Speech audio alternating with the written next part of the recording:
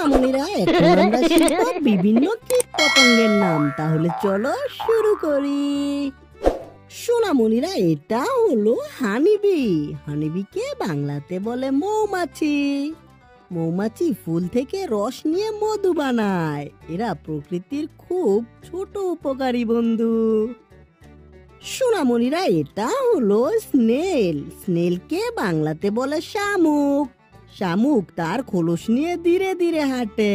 বৃষ্টির সময় শামুক বেশি দেখা যায়।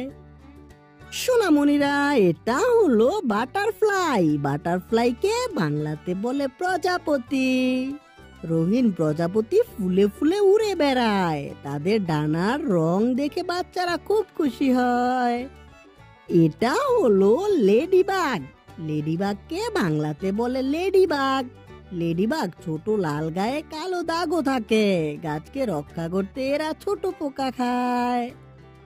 সোনামণিরা, এটা হলো ককরোচ। ককরোচকে বাংলাতে বলে তেলাপোকা। তেলাপোকা অন্ধকারে দ্রুত লুকিয়ে চলে, তাই ঘর পরিষ্কার রাখলে এরা কম আসে।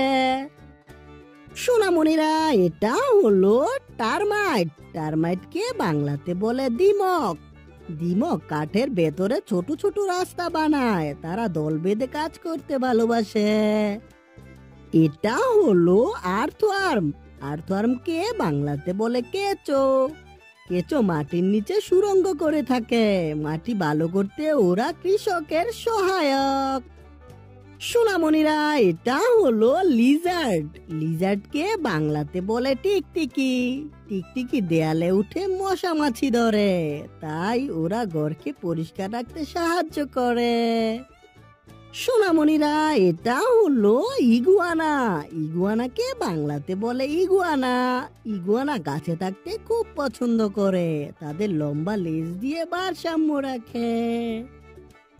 সোনামণিরা, এটা হলো ফায়ারফ্লাই। ফায়ারফ্লাইকে বাংলাতে বলে জোনাকি পোকা। জোনাকি রাতে নিজের শরীর দিয়ে আলো জ্বালায়। অন্ধকার রাতে ওদের আলো দেখতে খুবই সুন্দর লাগে।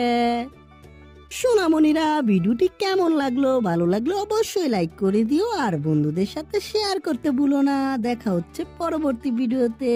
Bye bye.